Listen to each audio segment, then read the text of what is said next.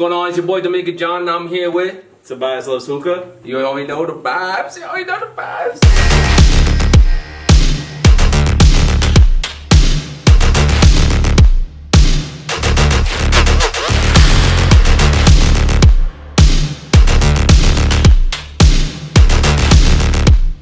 What we got, man? What we working with?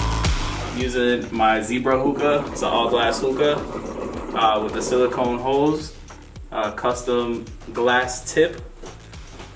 I'm using a funnel bowl here. I packed it with a little bit of white grape with a mixture of mint, and I'm using HMD for the top. You know, to keep the barrier nice and smooth, so we don't get no burnt flavors. How it taste? Tastes fire, bro. Perfect. I need details though. What's this for? What's this rubber thingy? Why do I want to use the glass? What if this shit gets dirty? How do I clean it? So the silicone hose is going to be a lot easier for cleaning. This metal piece here is to keep the hose from kinking, so that you always get a fresh flow of smoke.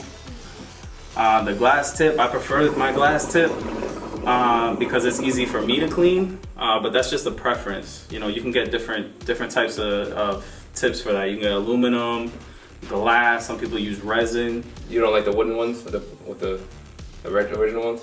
They don't last long, right? No, because the thing is, if you're getting a leather hose, what happens is when you clean it, that leather or that fake leather is gonna deteriorate, and it's gonna start to unravel, and then it's just gonna be a mess.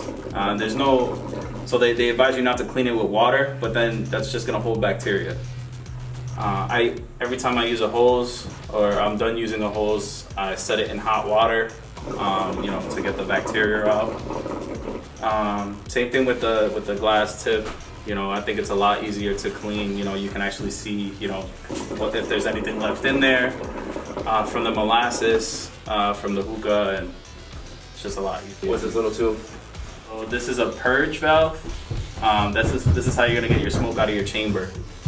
It has a hole in it? Yes. It's like the balls in the original one? Yep. The anatomy of the hookah. Alright, so on this one, this is going to be called the chamber. On your traditional hookah, it's going to be called a heart. It's going to be broken into 3 pieces.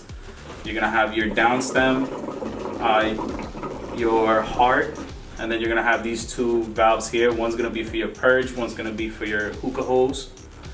And depending on what style of hookah you have, the down stem in the bottom could have a built-in diffuser. That's just gonna make your hookah more quiet. Wow, we got a little tin on top. Let me break down the coals first. I don't use quick lights that you would traditionally see. The quick lights are the circle ones? The circle ones that you can light with a lighter. What's wrong with those? Too much carbon. Okay. Yeah, so you're taking in a lot of carbon monoxide. And what's the coconut? These are the coconut ones? I use the coconut ones. Okay, what are these? So these are coconut coals. They're quarter coals. They're pretty much, you can put them all together and they'll form a circle. I find them easier, you know, to place around on top. Like as you mentioned, I have the aluminum foil and this metal tin. That's just to keep a barrier so that the shisha doesn't burn. Now, if I use 2 tin foils, does that make a difference? What I do is I'll wrap the top, pop the holes, and then I'll wrap it again, pop new holes. That way, like the coals don't go through, like the ashes and stuff. Right.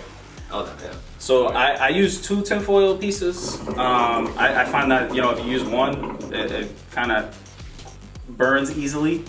It doesn't disperse heat as well. So I use 2.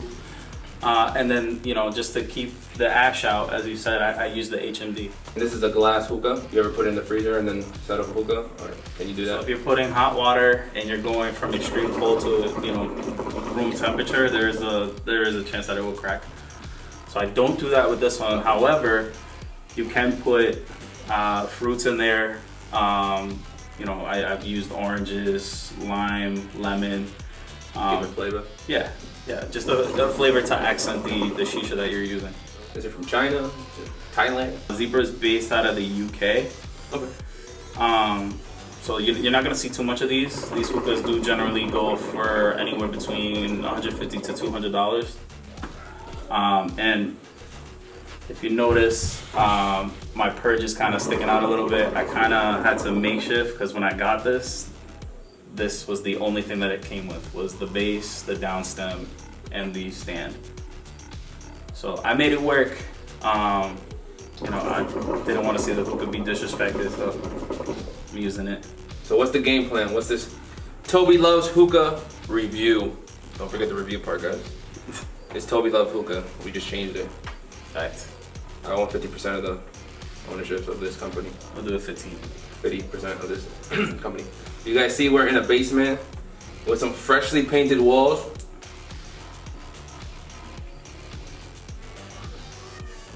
The building's old. So And my man got a brown table that he didn't paint. We got a corner. We could barely have any lights. We got no setup so far. Doesn't want to make videos yet. He has a banner coming soon. What's the game plan, my friend? He said I'm putting a couch here and then I'm putting this. Man doesn't even have a tripod yet. So right now, as it stands, we're doing this as is. The game plan is to have a much better setup. I wanted to start with the space first, which I narrowed down the space. Now we're working on lighting, you know, getting a adequate table setup with, you know, tripod and stuff. I want to set it up kind of like a lounge. That way, if I have people over, you know, I can entertain it. It did start off as a DIY project. Mm-hmm. What DIY stand for? A do-it-yourself project. So far so good, same block, same hood. So far so good, same block, same hood. So far so good, same block, same hood. So far so good, same block, same hood. Same block, same hood, same block, same hood. So far so good, same block, same hood.